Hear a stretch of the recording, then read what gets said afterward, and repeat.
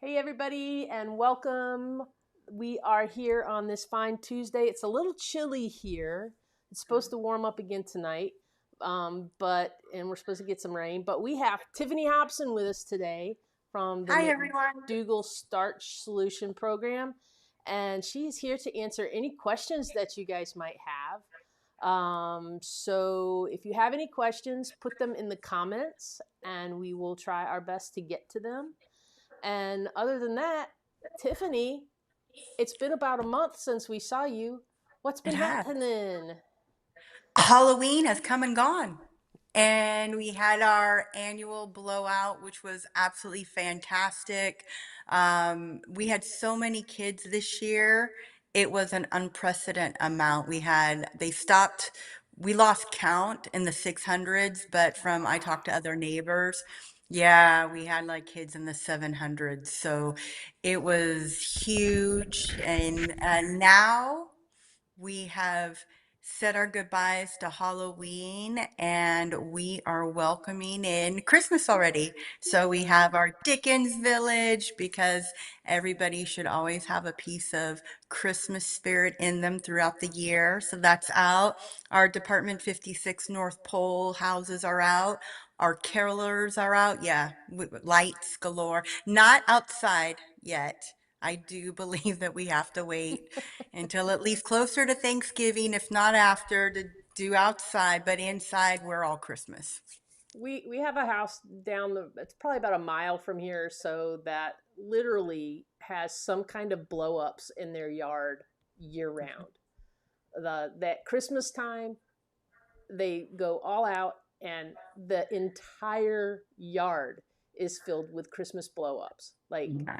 I don't know how they're plugging all that stuff in and not blowing a fuse, because it's those ones, with the blower, Yeah, and they're just all over the place and all different sizes, and I love to go by there and just, like, what's new this year? Because when you that's got somebody that's that's always doing that stuff, you're always looking for the new thing. What do they have absolutely. that's new? You know. Or it's So just it becomes tradition and it's old favorites, yeah. like going to your relative's house during the holidays, that kind of comfort that comes with that. And it's really sad then when people end up buying a different house or, selling their house. And then you go to expecting, oh, I'm going to see Christmas at this house. Yeah. And it's not there. And one of the houses in our neighborhood, they're selling it. So they did not decorate for Halloween. And they Oh. had a magnificent Christmas spread. And now it's like, where are they going? Oh So no. we're a bit sad. Yeah. Well, we started our holiday season out right last night, which is why Kathy is not with us right now. Um, we were so excited when we got home that neither of us could sleep. And then when she finally was able to fall asleep, I said, I'm just not going to wake her up and just let her sleep, because she was not feeling good at all since she had been up most of the night. But we went to this amazing show last night. If anyone has heard of Jinx Monsoon and Ben de la Creme, they do a Christmas show. We were so absolutely surprised that it was in Durham this year. And so a friend of ours got us all tickets, and we went last night. It was amazing. So if you are into that kind of entertainment at all, it was like a variety show. And yeah, if you see it coming to your area, get tickets. It's amazing. It is adult. Don't take your kids to this. But Nice. it, it, it is, it was amazing. Yeah. I would definitely say, like, just some of the content and stuff is a little, it's more than even PG-13. It's more like R-rated. So, um, you know, Yes, adult humor. No, you don't know what? take your Beach kids. Blanket. You're right. Beach Blanket Babylon was huge in San Francisco for definitely over 30 years. And they had that same type of, they would always kind of change it up with what was going on in, the world, politics, whatnot. And it was always just such a treat to go and check it out. So yeah, I love that Now kind that of you've entertainment. said the name of that, is that put on by the Boulay brothers? I cannot remember who started Beach Blanket Babylon. I want to say his first name was Steve. Okay. I might be wrong, but they were known for wearing these amazingly huge hats. And the big finale was always this one particular actor that would come out, and it's like San Francisco in a hat, and it's moving like That's awesome. I love that kind of stuff. It's just fun, and I like to do yeah. that kind of stuff for the holidays. And then last night we decided, the three of us, that this was going to be our new holiday tradition, and that we would even drive and stay somewhere to see this show if it didn't come close to us next year. So that's how good it was. We got I some love folks that. are popping in. One Annie Venom says, "I am here." Vi is here, says, "Hi, Cheryl and Tiffany and everyone." TS was here but had to go fix a flat tire, so she will be back later. At Kitty Mommy says, "Jinx and Della are amazing." And she did say, "I don't think that's the Boulay brothers. It sounds a little too mainstream for them." You're probably right. Oh, that's They do this. They fantastic. have this whole genre that they call, that you might like, Tiffany. Actually, it's called horror drag, Oh, and it's very tell me interesting. more. Yeah. So when you get a chance, look up Dragula. That sounds so fantastic. And also the name of a Rob Zombie song, just to Yeah. throw it out there to everybody. That's wonderful. Well, I'm sorry, TS, you had to go and fix a flat tire. That's never fun. So I hope everything is going to be okay with that. And hi to everyone that's here. Do you guys have questions, or is there anything specific you guys want to talk about? And Christina's here, says, "Hello, ladies."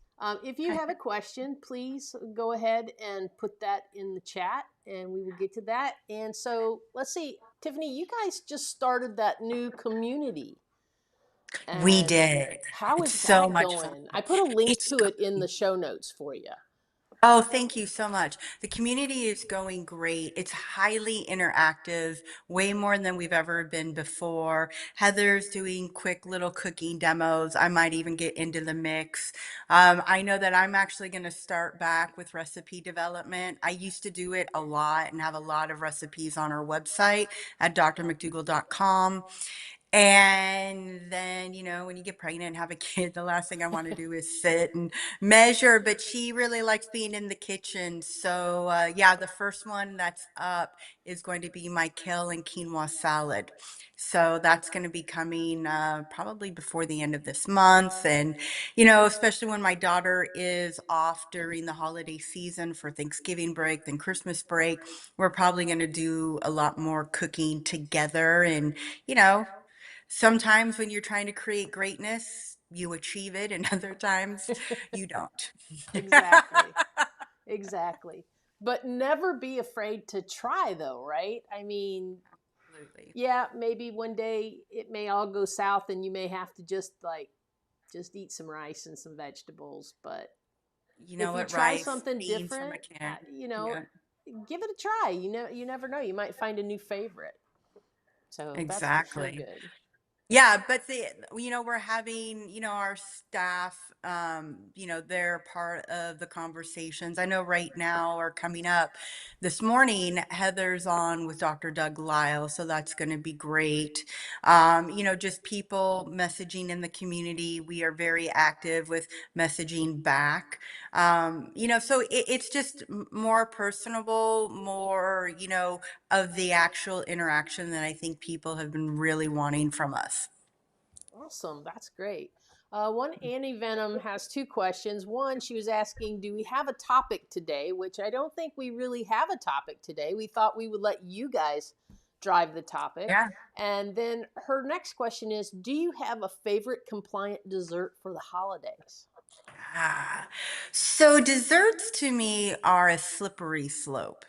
Now, if it's something where on Thanksgiving you're bringing a dessert, you're going to have a piece of it, that's great. But if everybody's coming to your house and two people eat this dessert and then everybody leaves and you still have this dessert, then usually, unless you are going to freeze it and not look at it for a while, a long while, or you throw it away, you're going to be the one eating it. Now, there's a lot of really wonderful compliant desserts out there, you know. Um, do I have a favorite? I've got to think about that. You know, I'm very picky with pumpkin pie. My grandmother, although she did not eat this way, she did, her feeling was McDougall. That's, you know, an amazing event in itself. And she had the best, like, pumpkin pie filling. Her crust was not McDougall, but the pie was. And I grew up with that, with the spices she used, and I have yet to this day find a pumpkin pie to match it. You know, let's see, like a nice no bake strawberry rhubarb pie that can be really tantalizing. I have some chocolate delights. I haven't made them in years, but I might make them this year. It's high in fat and calories. Let me just tell you that right now. But you get medjool dates, you take out the pit, you put in a raw almond, and then you double boil chocolate. And if you want to bring it up a few notches, you can always add in a late harvest Riesling or a port into the chocolate. And then you put the dates on parchment paper on a baking sheet, and then you just basically drizzle all the chocolate all around it. And then you want to put a hint of like sea salt on top. Not usually initially, like what you want to do is first put that in the freezer for an hour or two, take it out, then put some sea salt and put it back in, and it sets. It's just like candy. It's evil. But you know, the thing with desserts is it's a moment of excitableness, in my opinion, and then it kind of drops off really quickly. And if you're one of those people that you have a few bites of a great dessert and now you're foaming at the mouth and all you want is dessert, that's not really the best thing for you. You know, when I'm looking at Thanksgiving, I'm looking at my favorites I like to make, whether I'm making a beet and strawberry arugula salad, or if I'm doing a Caesar salad, what kind of veg do I want? I always do mashed potatoes and gravy, and I'll make a few different gravies because they're so quick and easy to make. And my stuffing, you know, that's basically, resurrected my grandmother in my mind, thought about how she made stuffing. And then what I did was I just extrapolated out the butter and the egg that she used and substitute low sodium vegetable broth. Bam. You know, so I like more of the savory type of meals during the holidays than really the sweets. I'm with you on that. Like, I don't know, when I think of the holidays, I think of stuffing, I think of green bean casserole.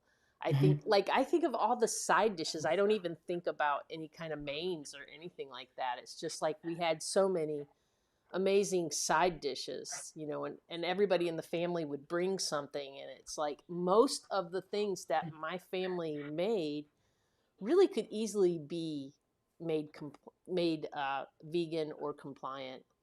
It Yes. may not have the exact same kind of like fatty mouthfeel, but the flavor profile could be very, very close. Yeah, Um, and you know, and I see that, I hear the I'm alone and want a treat. You know, when I wanted to lose weight in my 20s, and I swore for 6 months I was going to eat McDougall 100%, no matter what. The only exception to dessert I gave to myself during that time was fruit. But fruit is really great because you could poach pears. That's McDougall. You can bake apples. That's McDougall. But then, you know, for me, because I really wanted to look at weight, you have to remember that even when you're putting granola in the oven, as you're baking it, it's just calorie density. You extrapolate out water and the calorie density just starts to rise.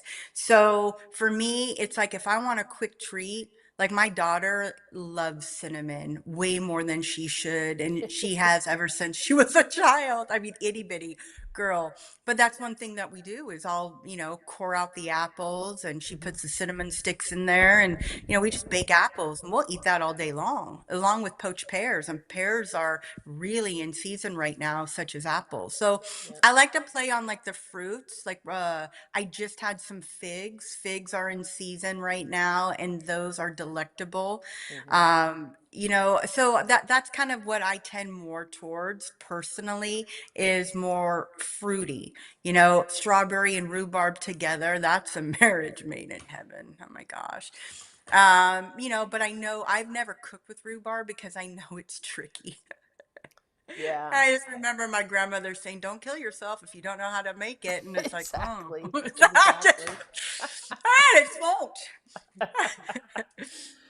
Vi has a question for you.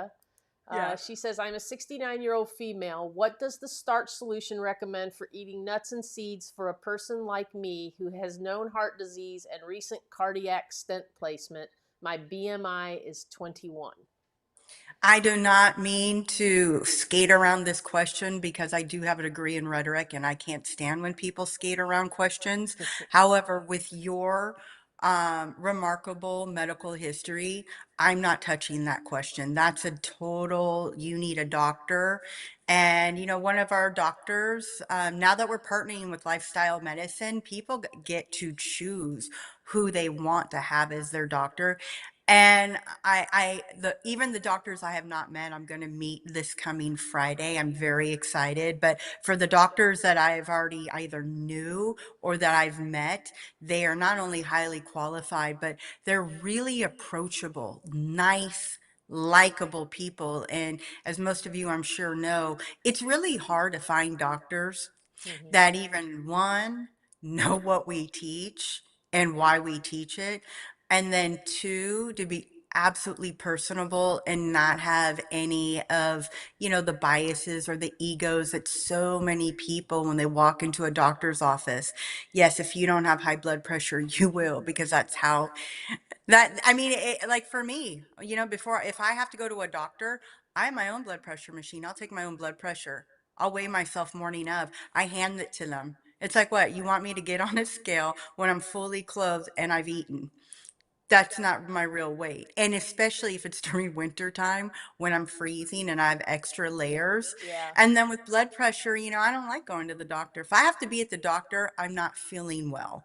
And when you're not feeling well, your blood pressure is going to be elevated. And then if you're in an environment that you don't like, it's going to get elevated even more. And then before you know it, you have high blood pressure and they want to put you on medication. And the reality is, it's just that you don't like where you're at and you're not feeling well. So, I'm always about being an advocate. I mean, if you didn't have any issues with you at all, and you said, hey, my BMI is 21, can I eat some nuts and seeds? Now, remember, nuts and seeds are acceptable on the McDougall plan. It's just they're higher in fat and calories. So if, you're not having peanuts that have been roasted in oil, if you have like a dry roasted peanut, or you want some raw cashews, or you want to use it in something, for a healthy person, that's not an issue at all. Because, hey, if you are at an ideal BMI, and then you gain a few pounds, then okay, well, I enjoyed my nuts. I need to take a few steps back, take a break, get back to where I was, and then, later on I can have a few more nuts, but if you're somebody that you buy the dry roasted um, planters, peanuts, they have no oil in them, but that whole bottle's going to be gone within 72 hours. Hmm. You should not have nuts in your house. But yeah, and like I said, going back to it, it's just when I'm not a doctor. My background's in pharmacy, and yeah, I do know a lot because I've had the exquisite pleasure of working side by side with Dr. John McDougall. And then I had the pleasure of working side by side with Dr. Anthony Lim. So I know more than most. But I also do not like it when people try to give advice when it's outside their wheelhouse. I stick in my wheelhouse and I don't have to worry about my license being revoked or getting in trouble for practicing medicine without a license. So, and I've got to tell you, every time I walk into a store, I grit my teeth in that whole supplement vitamin section because I hear people giving advice and I'm literally thinking, oh my God, are you, are you in pharmacy? Do you even know what medications this person's on? Are they on other supplements? Are they on herbs? Because what people don't always remember is, hey, if you're on this medication, you cannot eat grapefruit. That's a huge drug interaction. So there's always interactions to think about. And I would be doing you a disservice answering a question when I only get the bare top layer of what is a more extensive medical history. Yeah, I think like a question like that, probably you have a cardiologist, and that might be a good question for your cardiologist your next time that you have an appointment, because they're going to know exactly, Mhm. what Yeah, extent you can have something like that. Like they have an idea. So, right. And, like the wonderful doctors at Lifestyle Telemedicine that we're working with, mhm, they understand this. I mean, I'm with a stent. Okay, well, is it drug eluting or bare metal stent? I mean, there's all these like little caveats mhm, that really, if somebody they don't need to know everything, but they need to know at least the questions to ask so that if they don't know it, the really great thing about all the doctors at Lifestyle Telemedicine is that they get together a few times a month and they talk about harder cases. So it's not even like you have one doctor on your team. You've got like, what, six, seven, eight, and that is what you want. You want a team of people that care about you and your well-being, first and absolutely. foremost. Yep, Yeah. absolutely. Vi also asks, um, is it okay to eat homemade banana based carob ice cream every day? When I think about dessert, I go back to my grandfather and I'd say, "What's for dessert?" And he'd say, "Fruit." And I'd say, "But I don't want fruit." And he'd go, "Well, guess you're not having dessert." And I think that, we get used to creature comforts of, oh, it's bananas, they're frozen. I'm just going to pulverize it. It will be okay. Now, for somebody that's 21 BMI, and if you exercise every day, is it going to be a big deal with your weight? No. But Dr. McDougall was always very first and foremost about, what? We eat our fruits and vegetables. We don't drink them because there's a difference of what happens biochemically in your body, whether you eat something or you drink it or it's already down into that kind of soft serve ice cream like texture. I mean, think about it. When you eat, let's say, an apple or even a banana, your saliva glands are inactivated. I mean, this is some great stuff, and start breaking it down, and then you swallow it, and then it goes through your body, and you got like NAD, and you got NAD plus. And for those of you that are nerds like I am and like bio, you know exactly what I'm talking about. And your body gets what it needs, where it gets it, and then all of a sudden, at the very end, whatever it doesn't need comes out of you. We are such efficient machines.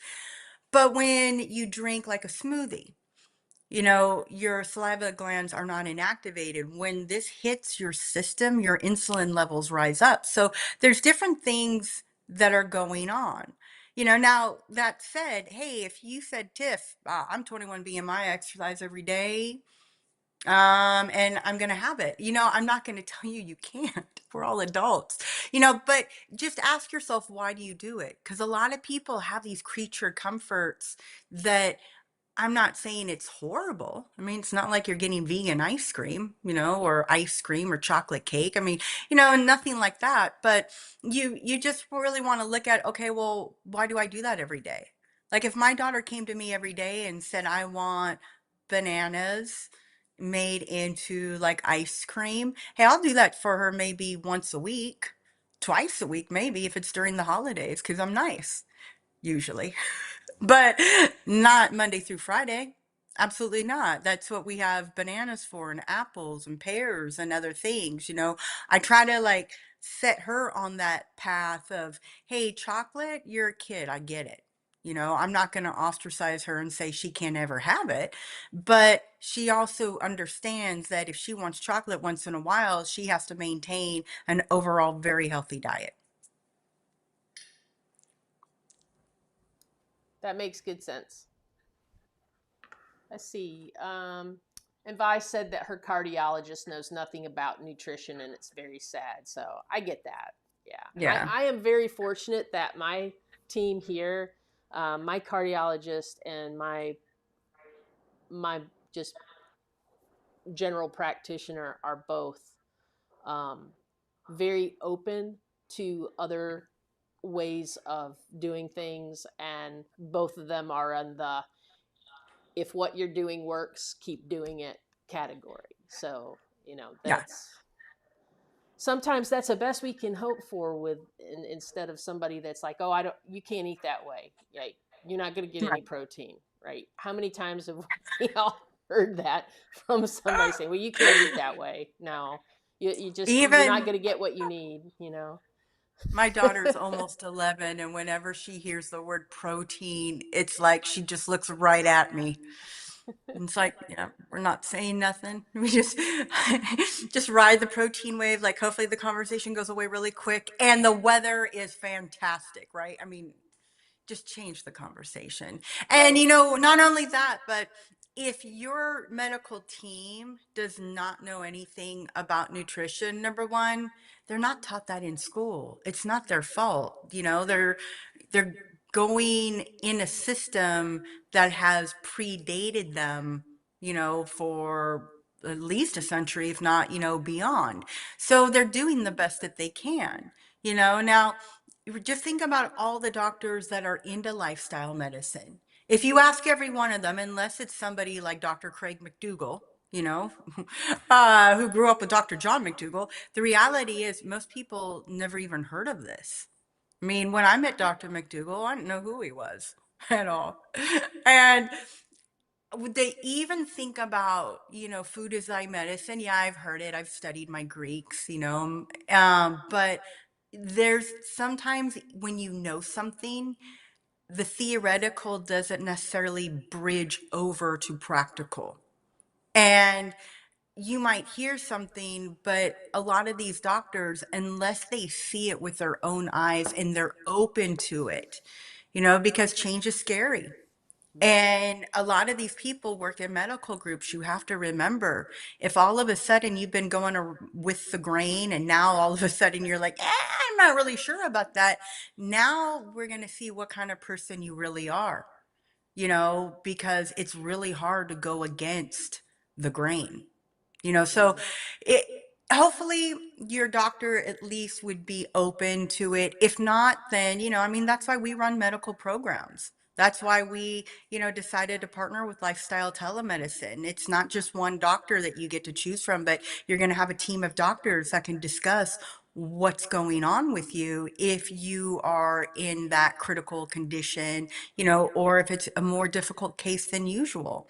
And they all have had their backgrounds. If you ask them, not every one of them started off, being a lifestyle medicine. A lot of doctors got very fed up that I went to school to become a doctor to help people, and it's not helping people. I Right. mean, I felt that same way when I started in pharmacy. I was 18. And I thought it was such a cool job, and I was really excited about it.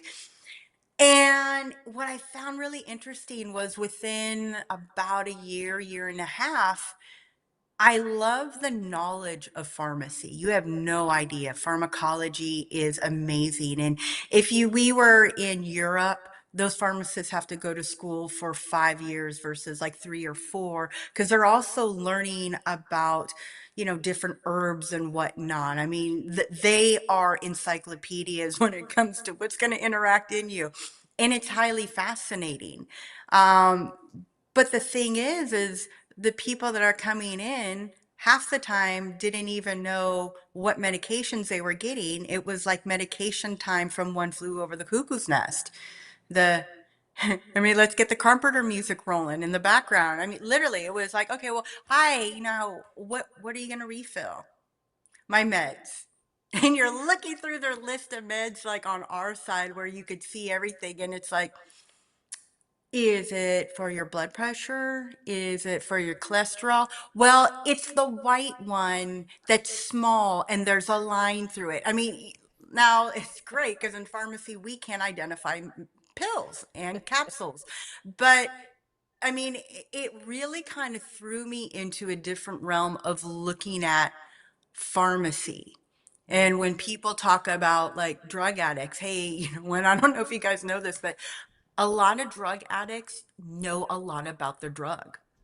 They can tell you what it should be cut with or what it shouldn't be cut with, or if it's pure. They'll tell you the strength of, their marijuana. I mean, literally, it's quite amazing how much knowledge they know about their medication, but so many people on a day-to-day basis go into their local pharmacy and really don't know unless the pharmacist has come out to consult them.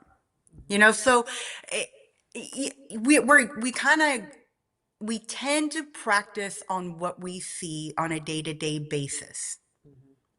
So yeah, be kind to those that don't know. And you can, I like to call it, and no offense to anybody, but I call it my dumb blonde routine, where I ask a question when I already know the answer, but I do it in a way where I pretend like I'm kind of like a dumb blonde valley girl.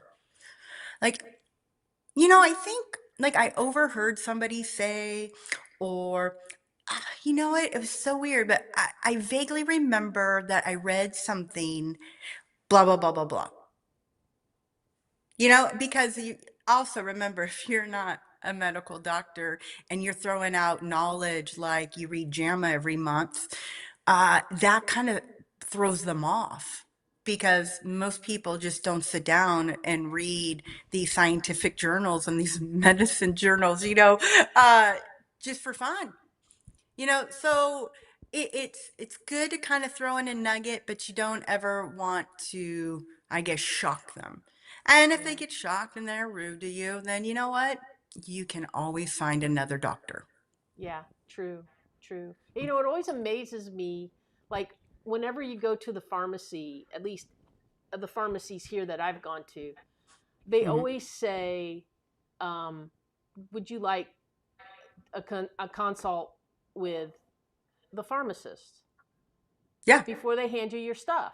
Even if it's something that you're just refilling, they still ask me that every time. that's a good pharmacy. Yeah, I'm not lying. You'd be amazed.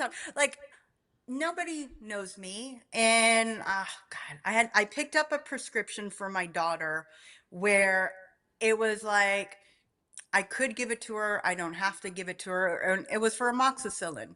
And I thought about it and I thought, you know what? It's never a bad thing to have amoxicillin on hand, because I don't have to give it to her. And I went up and I got it, and like, she's never been in this pharmacy before, anything. They didn't even ask me that. And I thought, so do you not know the laws? 'Cause you're supposed to ask me if I want a consultation. But it's good. I mean, and you never know. There are things called these wonderful pharmacopoeia books that tell you all about the medication. And then there's something called a black box warning. And for those of you that remember when Voltaren was a pill and it was taken off, a black box warning, you have to remember, like, drugs are exciting and they get approved by the FDA, and they've done trials. So they've got things that, it's written down like, okay, well, if you read these, 2% of people may get anxiety, 4% of people may get constipation. Like, it'll tell you everything. But now it's released out into the world. Now, yeah, to me, this is when the real laboratory experiment starts.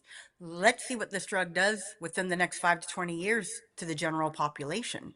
yeah, And this is how we find, oh God, it's killing people. Remember fen-phen? Fen-phen was yeah. great. Take it, lose weight. It's so great for you. Oops, sorry. Does it screw up? the vowels in your heart. Yeah, I mean, these are the things. So it's like, that's why Dr. McDougall was always into the time-honored medications. I am of that same philosophy. If it's brand new, don't be the guinea pig Yeah. you know and you know what, I see anti-venom. I hate the scale. I thought I was making progress, but then the next day I was up 7 pounds. That is so funny you say that, because I remember the last time I went out, not the last time, uh about a year and a half ago, I went with my husband. I wanted Japanese food. Now, I cook at home, and I love Japanese food, and I can cook Japanese food at home, but I wanted, vegetable sushi. I didn't want to make my miso soup. I wanted edamame. Like everything I got was McDougall. And I got on the scale the next day, and I got on the scale because I tried to put a ring on, and I thought, wow, I cannot get my ring on and off at all. And I was up 7 pounds. Weight is relative. A scale is one piece of data. It's basically telling you where you've been for a while, plus over the last, 48, 72 hours. And if you don't use salt and now you went somewhere and you had a salty meal, your weight can go up. If it's parched outside and you're drinking copious amounts of water, your weight can go up. If all of a sudden you're working out, or you're working out harder than usual because you're going to that next level of fitness, muscle weighs more than fat, your weight's going to go up. There's lots of reasons why your weight's going to go up. There's lots of reasons why your weight's going to go down. But there are other things to think about. Are you exercising? What are you eating? How do your clothes feel?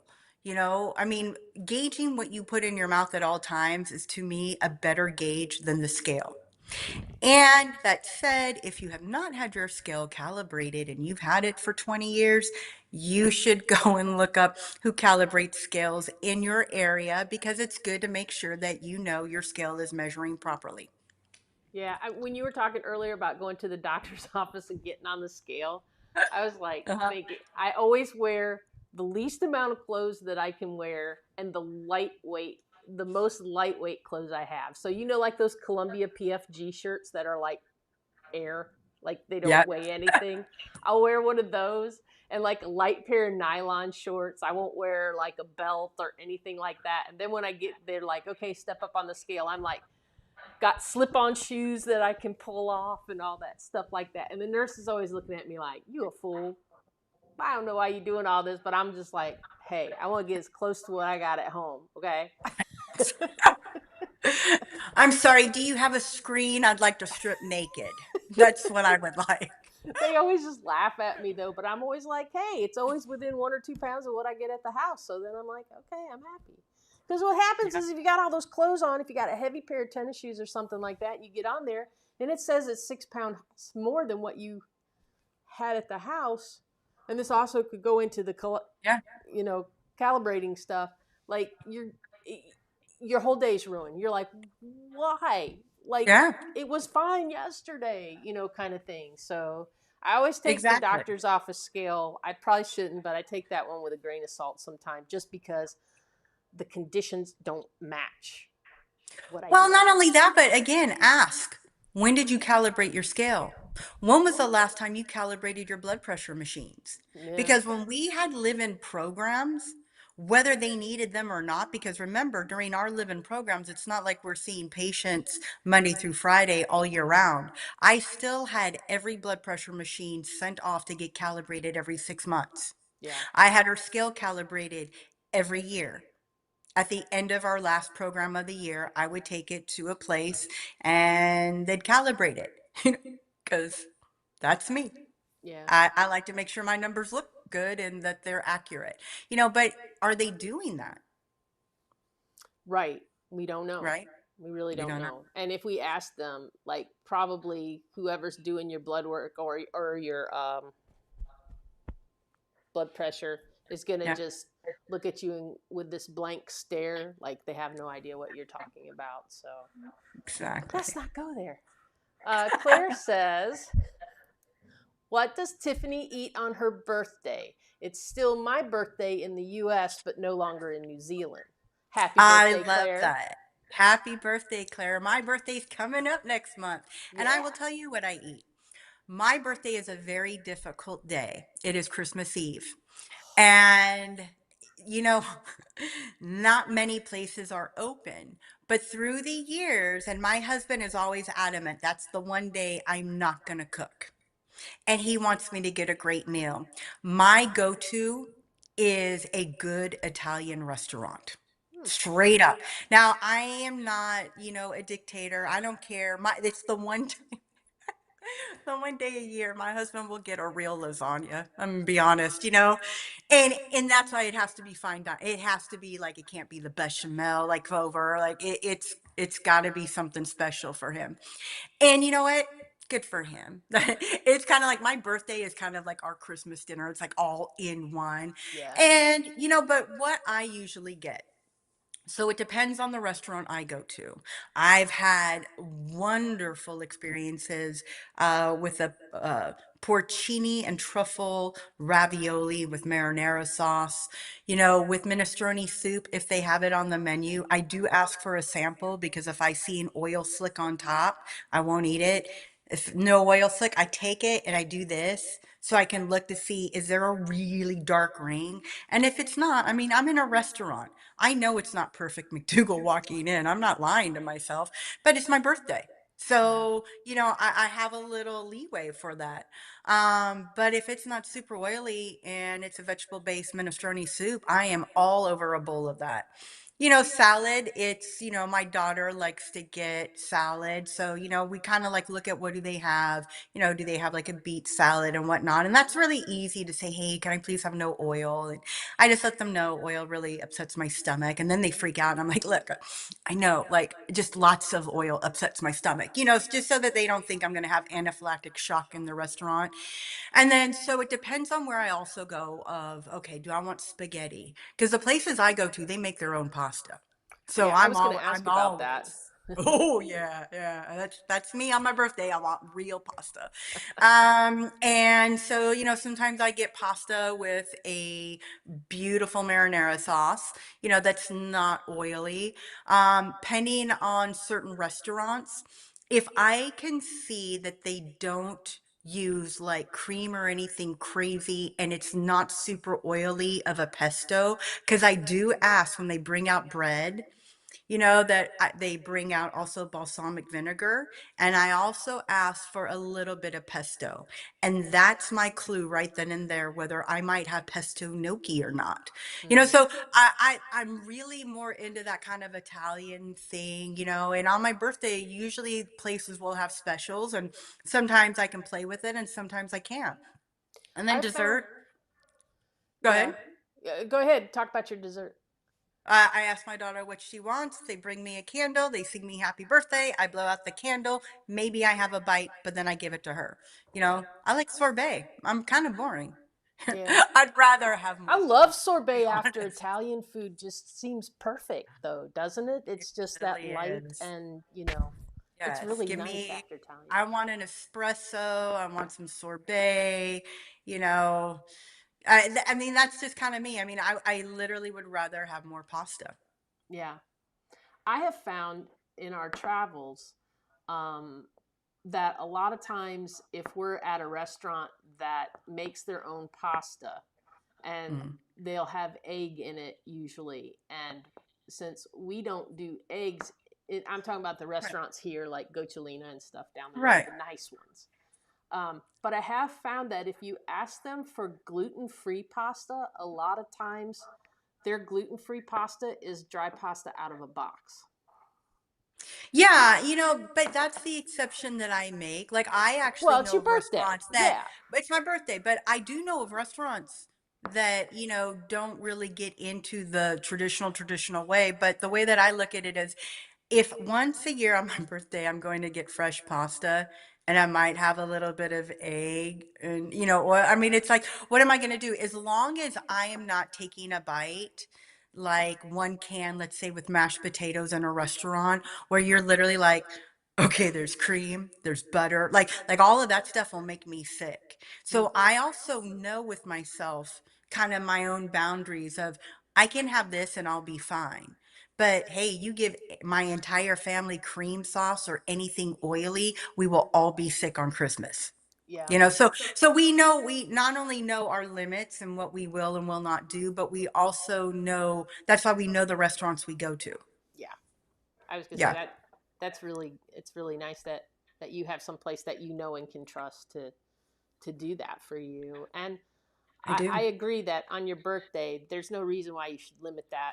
I was thinking of it more as sometimes when we travel, the only option that they'll have sometimes some places, well, we have a pasta dish that's vegetarian. And I'll be like, can you leave the cheese off? Yeah. Okay. Well, Oh I'd love yeah. that without the cheese on it. And then I'll ask about the pasta and I'll be like, do you make your own pasta? And if they say yes, then I'll be like, do you have a gluten free pasta? And they'll say, well, it's not homemade. And I'll say, I'll take that.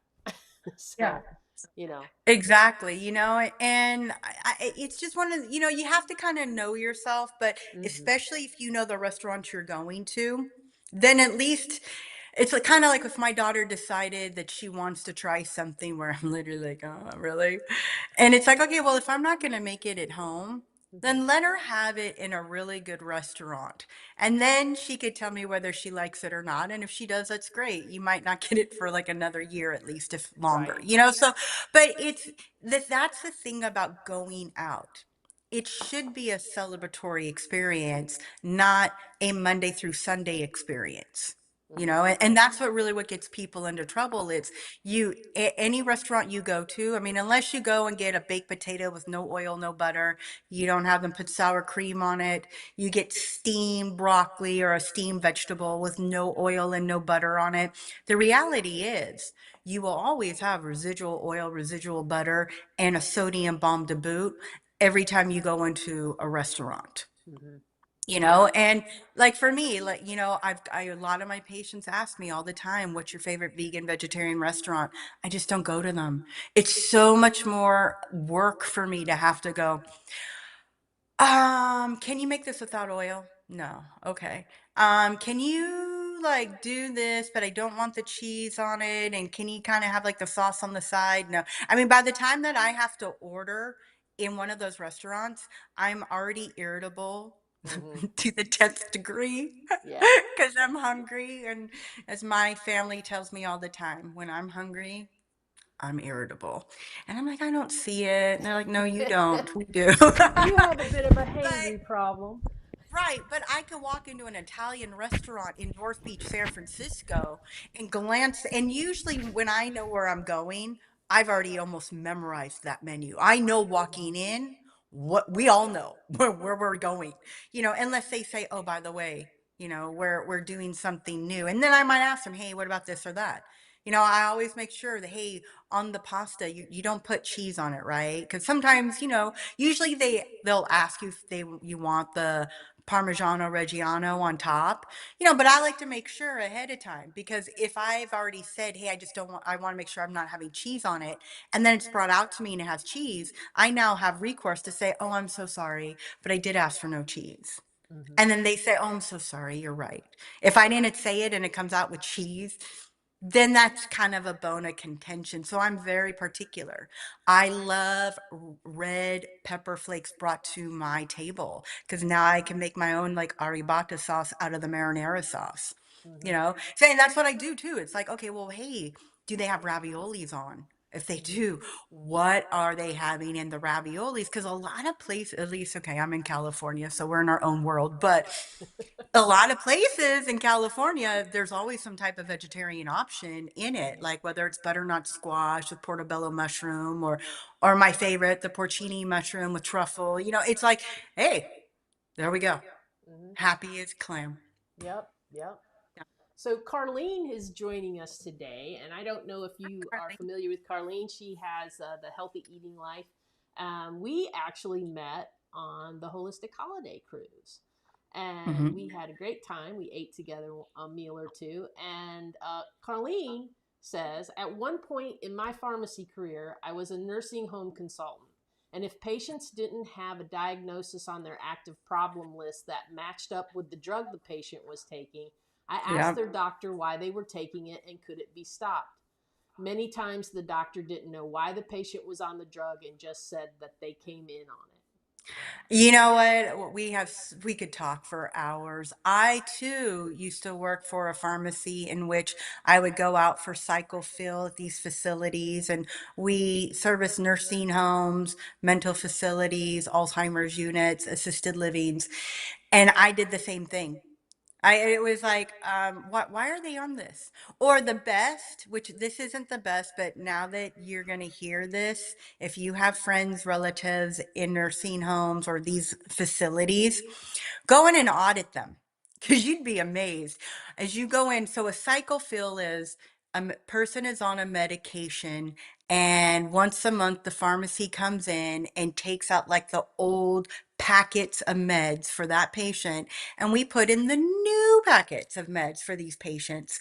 And not only sometimes do you not know why somebody's on a medication because there's no diagnosis for it, you pull out those meds and you go, huh, let me check that book. And you got nurses signing off like they've given the meds, and the meds are fully intact from the past month and they were never given. And these people are getting charged. They're getting charged not only for the medication that they're getting, but I kid you not, whether you're in a hospital, a nursing facility, skilled facility, anywhere, when they give you that pill, that facility is charging you for an administrative pill fee. So that means that this facility is now committing fraud because they're not giving you your medication or the patient's medication that they need to give, and they're charting that they're doing it, but and then they're charging for the administrative pill fee, and they're not getting anything. So yeah, working pharmacy is really amazing because you really get to learn things where you would have never thought you would have ever come across or experienced before. But yeah, I absolutely agree. It is really crazy out there. Yeah. Wow. So one Annie Venom says that her birthday is, I believe it says January 6th. That's It's my the daughter's. it's the Oh, first day of Mardi Gras here in NOLA, and I always had a king cake, but now I am gluten free and whole food plant based vegan. I now have a king cake flavored iced coffee. fabulous. Yeah, You that's what know, I I was do like. that with like a Where can I get one of those? no, no, Please see, now email I'm not me. that person. I'm always shocked and amazed during this time of year. Starbucks or what else? We have Dutch Brothers out here. I don't know if you have it, but man, I see people. I thought Starbucks had car lines. Oh no. I see people in the street just trying to get in to be in this Wow. huge car line. My daughter and I'm like, my God. My daughter's like, what do they put in their drugs? I'm like, that's a hell of a coffee. It's gotta be, right? I don't know. Right? Yeah. My But mom used to that's always say whenever she saw something like that, she'd always be like, I wonder what they're giving away. exactly. But that's the slippery slope with these coffee drinks is they are fat calorie bombs to Mm. boot. So for you to once a year on your birthday, which that'll be implanted in my head since it's my daughter's birthday, that yeah, in good old Nolans, when you're having that king cake, just have the little baby Jesus next to you, and if that is it where you have one of those coffees and you can move on, that is fantastic. But sometimes there are people out there that you have that. And then there's whatever they're having for the rest of that season. Or like, look at Starbucks in September, you've got the pumpkin lattes coming back, and this latte and this latte. And now we're segueing into, we're still in pumpkin land, but oh, now we got the peppermint this and that. Like, I am just always so amazed, and I love hearing people order coffee. I'll get the non-fat milk with extra whipped cream. That one still to this day kills me. I have to walk away as I'm smiling because I just think it's funny, but you just don't want to fall into those traps. I enjoy a cup of black coffee. But out of nowhere, I stopped drinking coffee and I won't drink it for like anywhere from 4 to 8 months. It's not that I don't like it, but I Mhm. just always think that if you can't give something up, why can't you give it up?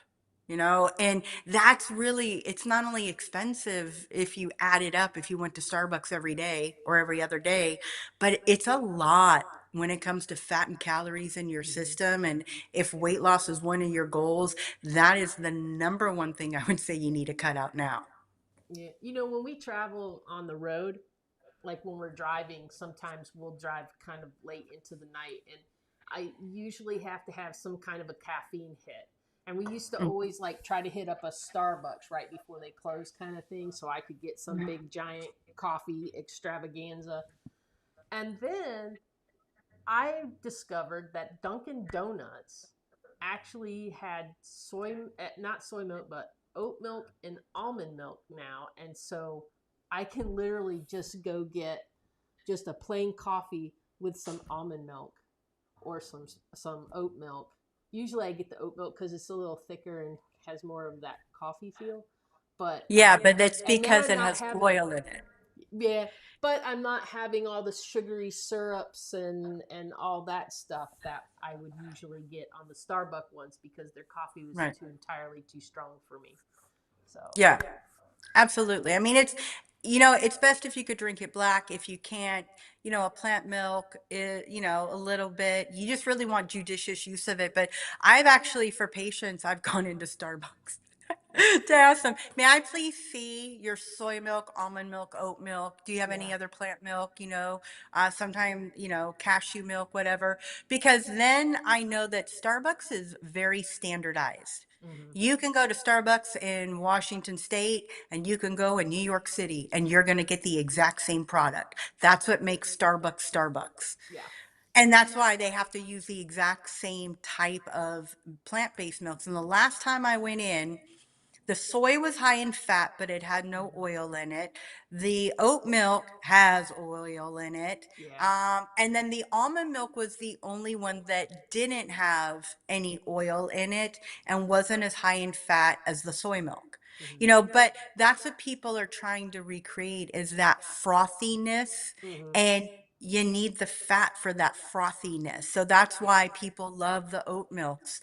Oatly has like that huge brand, and there's only one of theirs that does not have oil. It's like their non-fat or low-fat version. Yeah. It comes in the white box. And if you were to take one for like their barista version and you pour it out, it's really thick. It's And so then you get the thick. white box and you pour it.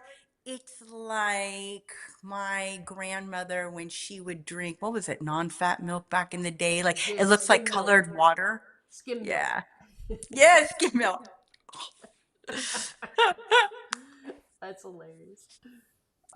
Yeah, I mean that's why here at the house, because we like to have a little like creamer in our tea and stuff, that Kathy just basically makes her own oat milk or whatever Mhm. milk is her milk of the week kind of thing, because that way we kind of can control what goes into it, right? And then whatever she's using, it's oats and water or soybeans and water, and like we're controlling what we're putting into our stuff, and we kind of Yeah, like that a little bit better. Also, we're not paying absolutely. what, I don't even know how much they are now, what, $5 a carton or something like that. I know it's gotten expensive. We have gotten my parents on the almond milk though, so I feel like that's a huge win. That was a big win that we got last summer when we Right. left a carton of almond milk. And my curious father, after we left, said, I wonder what this would be like on my cereal. And he put it on his cereal and said, Right. this is pretty good on the cereal. Because he never really liked milk anyhow, but he would drink it. And I Yeah. never understood that because he'd always be like, he, like, if it wasn't like the day he bought it, the next day he would smell it and go, I can't drink that. And I'm like, why are you buying it? Like, it just didn't make sense to me. But now with that, he's like, oh, I'm going over to Aldi so I can get some more almond milk. And I'm like, all right, I'm for it. This is That's awesome. fantastic. It ain't too shabby. Well, you have to Little remember, baby like steps, my right? dad, Baby steps. yeah. My dad grew up on a farm. His first like official job was the local milkman, Mm-hmm. where you milk the cows, you take it to your neighbors, you get the old glass bottles back. So, Mm-hmm. that was just old school. Milk does a body good. You got to have your Yeah. milk. Yeah. Got to have your protein. all all those slogans. I feel like, I was watching something the other day, and when one Annie Venom was talking about the Nola flavored iced coffee, and you said something about have your little baby Jesus next to it. I was like, if this was like the late 1970s or early 80s, they would probably put that little baby plastic Jesus in the drink, because everything we drank back then was some kind of a choking hazard, and like every cereal box had a choking hazard in it. Like we just like danger around every corner Yeah. when we were kids. But think about it though. Think about when you said milk does a body good, right? Yeah. Pork, it's the other white meat, right? We have Beef, it's what's for dinner. all these slogans in our Yeah. head, and I was thinking about this the other day, and I was like, if something has that big of a slogan, Yeah. you kind of got to wonder, like, do we even just have this stuff because it's pure advertising? Like, It is. it It is indoctrinated into you. yeah. Trust me.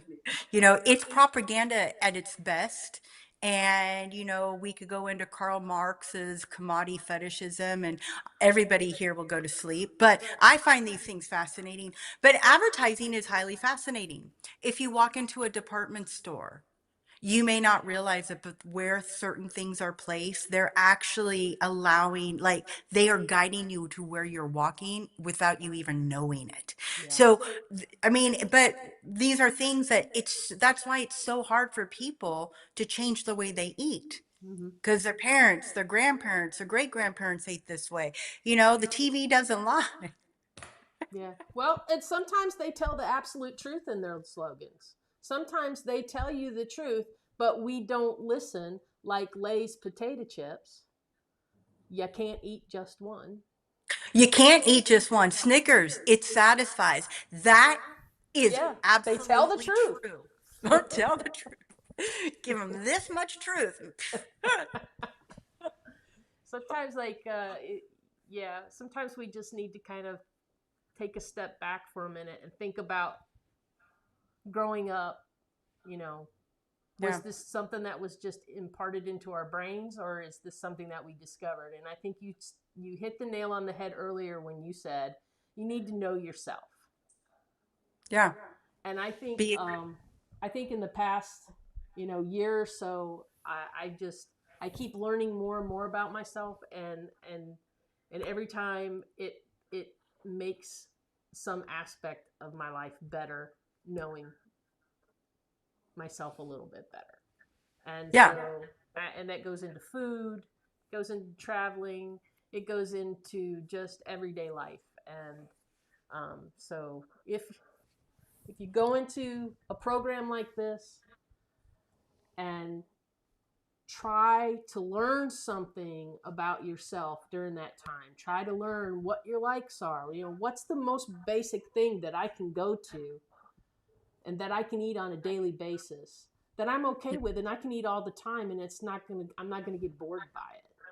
Because you find Exactly. that thing, that's your go-to. That's where you always go back to when you start thinking, I need something really fast. Always have those things on hand so that you Yeah. can just go right to them, and you don't order something from DoorDash. You don't go out and get in the car and go through a drive-through, because it's right there and it's just as quick for you to grab that, and it Yeah. satisfies you. And most of the time, you can get groceries delivered. So you could literally get what you need Mm-hmm. that's healthy and never even leave your house. I Yep. mean, I utilize that when I need to, when I am completely busy Monday through Friday, Mm-hmm. and those are good things. And for some people, that's a godsend because now they don't have to go down the potato chip aisle. This, it's like it Exactly. just really it cuts it down to what is on your list. Get what's Well, on your list. And remember, season. If you're trying to get something, I mean, obviously there are certain things that are not going to be starch based ever, but you'd be amazed when you change over with seasoning or playing with, a couple of different items that maybe you're not used to or you never heard of before.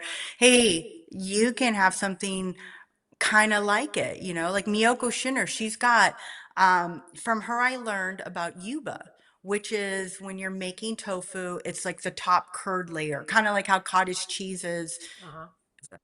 So for dairy, I just know cottage cheese is that top layer. But yuba, yeah, it's high in fat. But I can make things with yuba, and I don't make it all the time. Like I Right. haven't even touched yuba in probably a good 3 years. But I'm thinking about, God, you know what? I might do something with it with my daughter when she's on break during December. Hmm. Just to give her, because she's really into opening up her flavor profile, different textures, stuff like that. But it's so high in fat, there's no way I'm going Yeah. to work with it every day. Right. And not only that, but there's a process to utilize yuba how I do it. And it's a little more involved than I'm going to do on a usual Monday through Friday night. Yeah, and grocery delivery. One Annie Venom is saying that grocery delivery is the best thing to have come out of COVID. And I have to say that, a lot of times we'll say something to somebody about, well, why don't you just get groceries delivered? Or Kathy will talk about, you can get this delivered from your local grocery via Instacart, blah, blah, blah.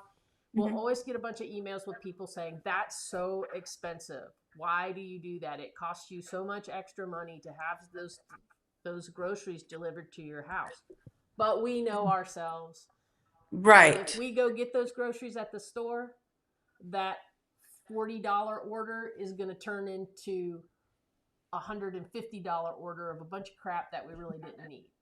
Right. Like you have to really look at it. Like Costco Mm-hmm. charges 1 cent for delivery. Now, then you have to tip your tipper, and then, yeah, there's tax. But if I had to leave my house, drive to Costco, find parking because it's Oh horrible. my And God, it's it's so funny, but bad. it doesn't seem like it's like wherever you go, if there's a Costco, everybody still complains about the parking. Then I got to get out my car.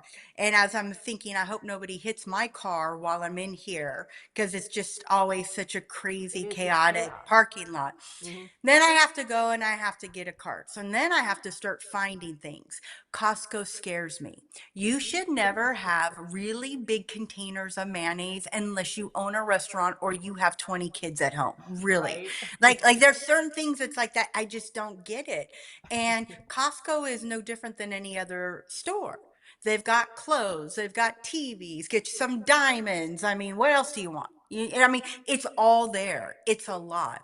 Mm-hmm. But it's so much easier and quicker for me to go, okay, I'm going to get my daughter wants some organic lemonade. Okay, I'll get her some organic lemonade. Fabulous. I can get Pellegrino. What else can I get from there? Like everything I get is very specific.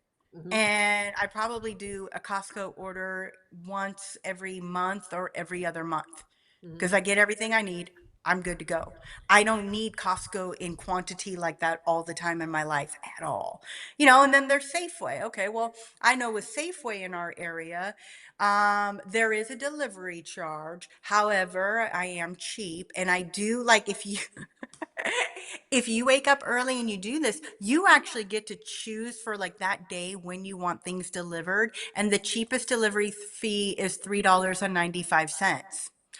That is more convenient for me to pay than to have to get in my car, go to my favorite Safeway in the area that I want to go to. Again, deal with the whole parking or parking lot thing, and then I have to go through and I have to find everything. And I really get overwhelmed. Like I like smaller grocery stores. I like to know exactly where I'm going, what I'm picking up. I'm in and out. When all of a sudden I'm in a Safeway, it's like, where do I start? Wow, they have this and that. Like I'm in there for so long because I'm literally like, well, hey, I wonder if maybe they have Green Mountain Gringo at this Safeway. I should check it out. Like then all of a sudden, instead of knowing exactly who gets what, like, hey, at Whole Foods, I know I can get this, this, and this. At Oliver's, I get this, this, and this. At Safeway, it kind of opens it up. and then I'm going to be there even longer. So it's actually wasting my time, Yeah. you know, but just look at, you'd be amazed at how it is. Or if you have some high school student that is dying to make some money, say, hey, you pick up some groceries for me, here's $10. Then you're helping the kid out, the kid's happy. I mean, it really, it just depends. I mean, because your tip is based on the percentage you give, and also how much did you spend there, then is based off of that percentage. Hmm. Yeah. you know yeah. Yeah. i know I there really like it. was I know we were asked, do I ever bring my own balsamic? No. Yeah. No. You think you okay. That's like for me going into my favorite Mexican restaurant and bringing my own salsa in a jar. Like because I don't eat out at Italian restaurants all the time. I might go to one once or twice a year, so I know where I'm going. I know they have real balsamic vinegar. I'm not going to do that. But if you're going into a restaurant and it's a chain and you don't know what kind of balsamic vinegar they have, then yes, it's a chain restaurant. Don't worry about it. Yeah, Kathy actually in our little travel kit that we've shown people sometimes where she has her little spices in the little like tubes. Mhm. Um, Yep. we also have a couple small like tiny bottles of some California balsamics that she also like totes around sometimes too. That we keep on hand. So just tiny little ones. There's Yeah. a smoky one. I think it's a smoky balsamic. I can't remember, but anyhow, it's in the kit. I Yeah, see, I don't use use it. a lot of the reduced because then it's higher in sugar, and Yeah. it kind of has like a crack addiction to it. For me, a reduced balsamic vinegar is going to be something like I'm making a caprese salad and I'm using extra firm tofu and I'm slicing it in such a way that it looks like mozzarella, but it's not mozzarella. And I need something with my cracked black pepper and sea salt to kind of make it seem like it's mozzarella as I Yeah. have it in, Yeah. underneath the tomato. That's when I use reduced balsamic. But as for like whenever I'm making up salad dressings, no, I just want straight vinegars that look like water, whether it's red Yeah. wine, balsamic, and you do not have to spend $50 on balsamic vinegar. You really No. don't. You don't. I go back and forth. Like I don't really. I'm a very plain eater, so I don't really add a lot of stuff to my food. Hmm. Um, the only thing that like this time of the year that I'm like I kind of get a little like crazy about. Well, I guess all year round is there are certain things that we have that I like to have a little bit of gravy with because I'm Gravy's Southern. great. I'm Southern, but Oh, I have, you know, Kathy's made me like a little like I used to always want her to get those vegan gravy mix packets at Whole Foods. They were like vegan brown gravy mix, yeah, I know what you're talking about. I don't and they're touch those. super They're expensive, so, well, no, and they're not all only that, salt. but yeah, that is a huge salt bomb. Like those better than bouillon. I know Hmm. people love it. Even the reduced sodium one, check it out. My daughter actually, she asked why we didn't have it. I said, why don't you read like both of the ingredients of the reduced salt and the regular one? And even my daughter said, oh my God, that would kill a dog.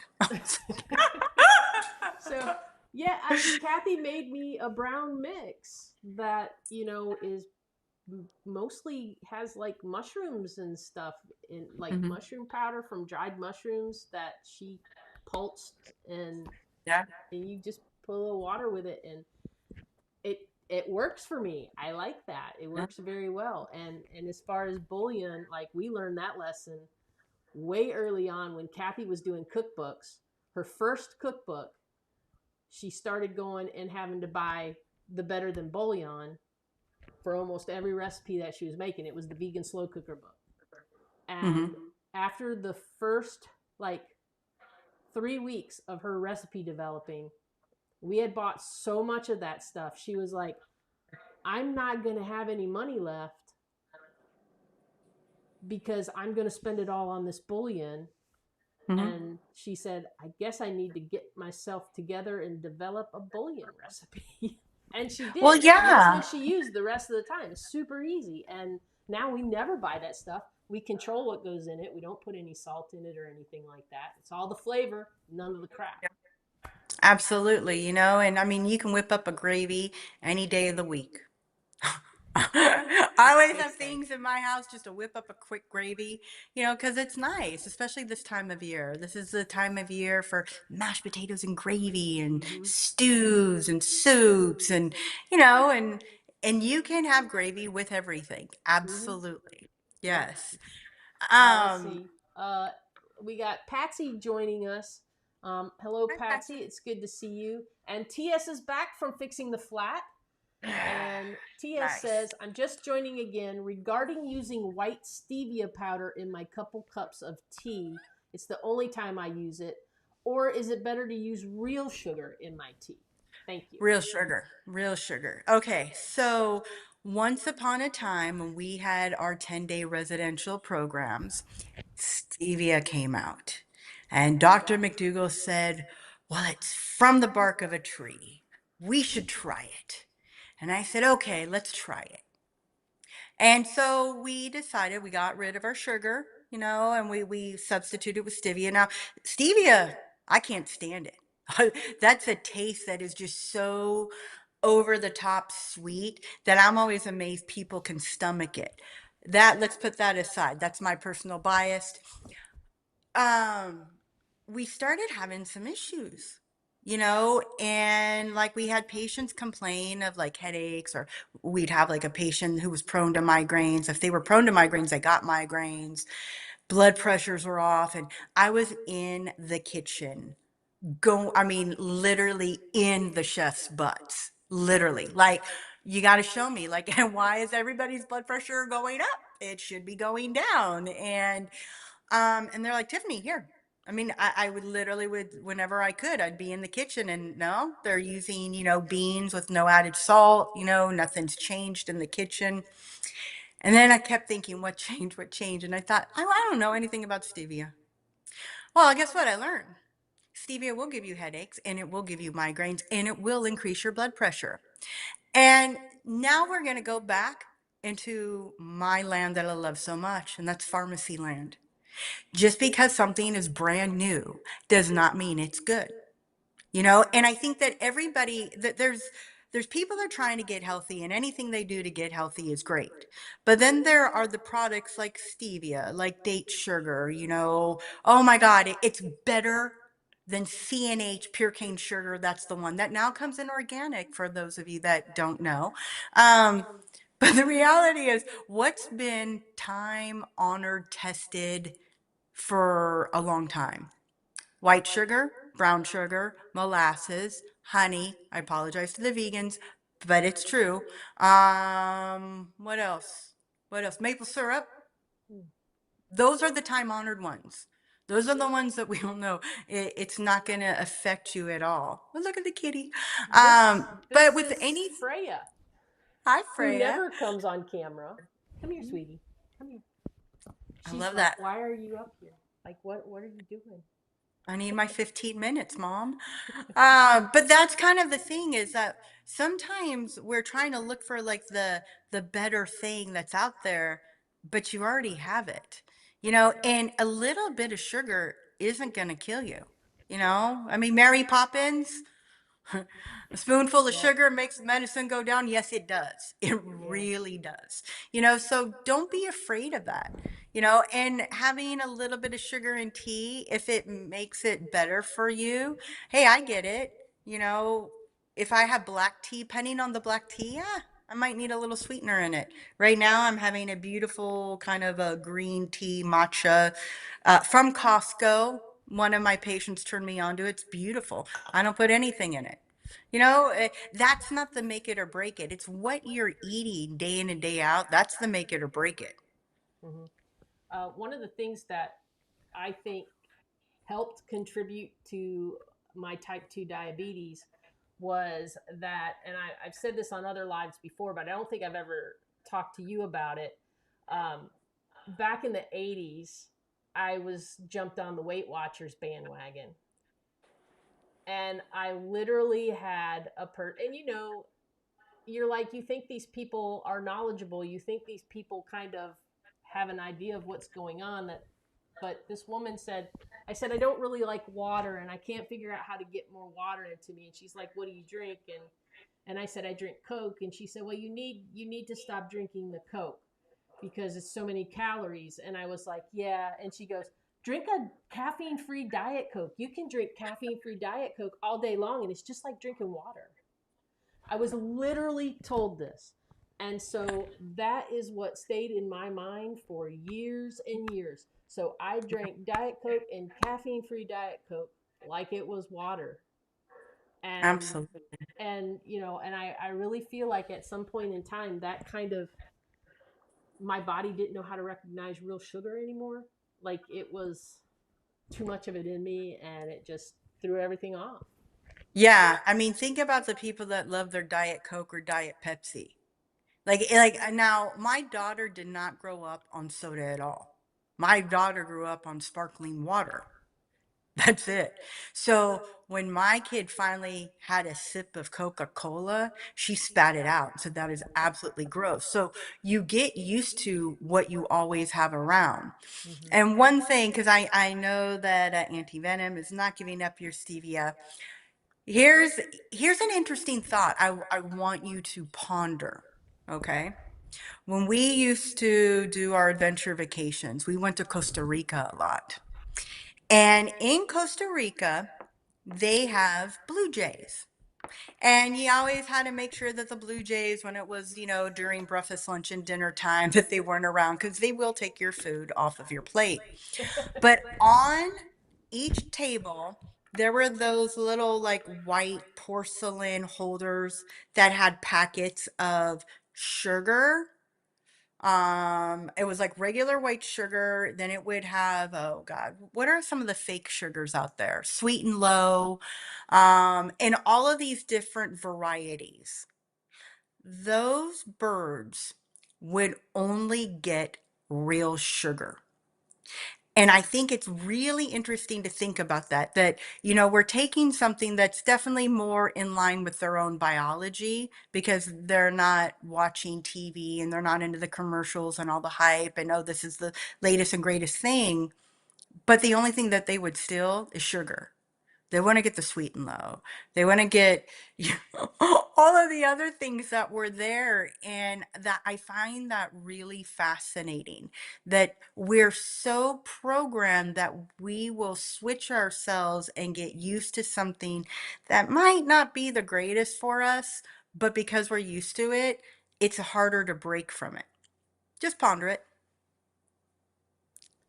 Yeah, I had a doctor tell me like quite some time ago, and it's probably the only thing that that doctor ever told me that made sense. That particular doctor was like, I would say, well, once in a while, I still like to have a Diet Coke. And she shook her head and she looked at me and she said, I would rather you just have a Coke. In Yeah. fact, I would rather you just have a Mexican Coke. Hecho in Mexico, it's still made with azúcar, good old sugar. Yes, Yep. it is. And so that's always stayed in the back of my head. And so I tried to like I can't tell you the last time that I've had a diet drink because I'm just like, no, Yeah, no. my grandmother drank Diet Pepsi like that was going out of style. I remember having a sip of it once and thinking, that is so gross.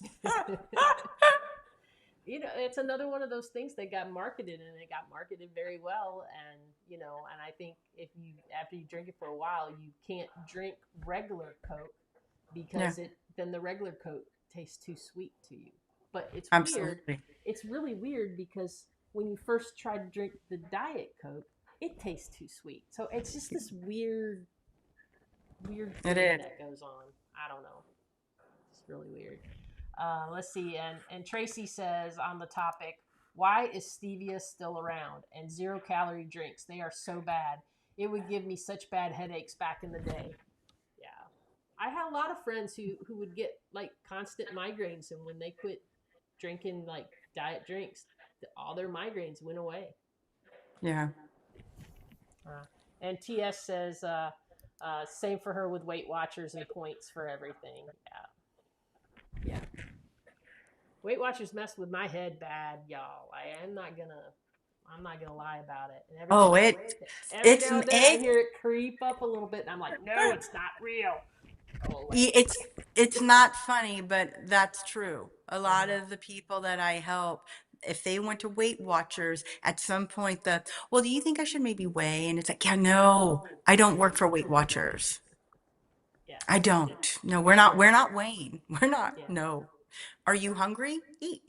Yeah, and that was the whole thing. I was always hungry.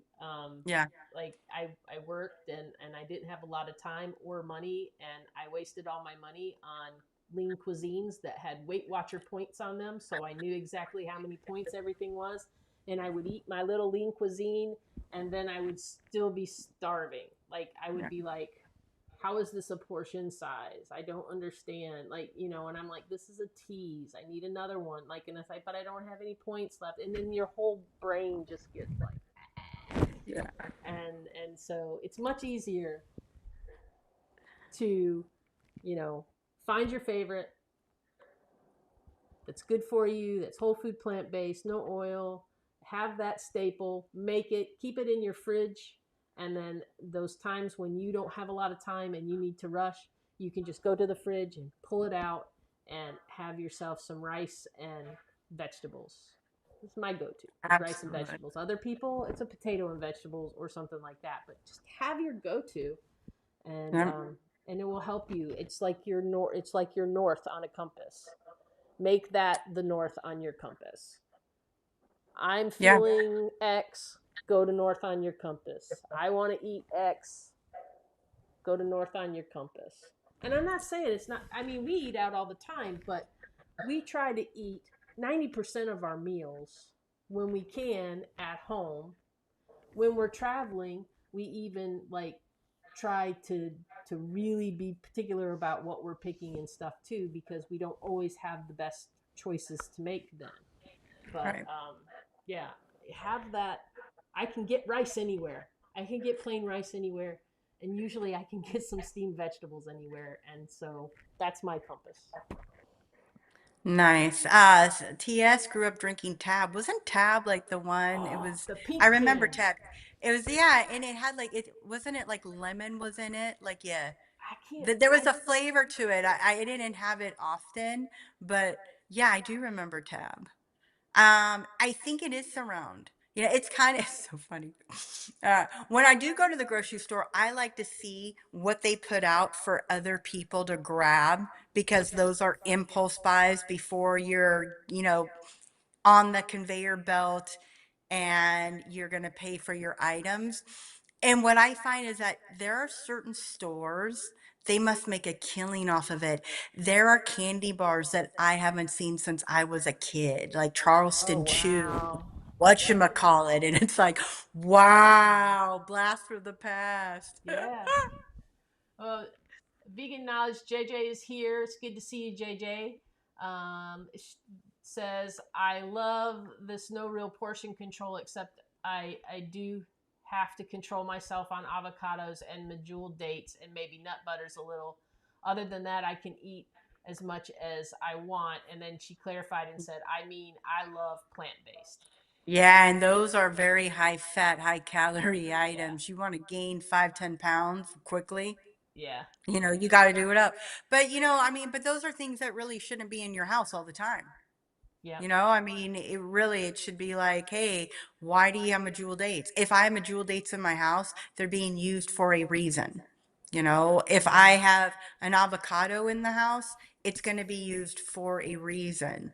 And I never have nut butters in my house. Well, no, I have peanut butter, but that's for my daughter for whenever she wants peanut butter. But she hasn't been on a peanut butter kick in like 6 months. So it's still in the jar, unopened, in there. We have a question, and we're getting on to 2:30 here, so we know we need to let Tiffany. actually get back to work, but we'll got one last question we'll let her address here, and then we'll start wrapping things up.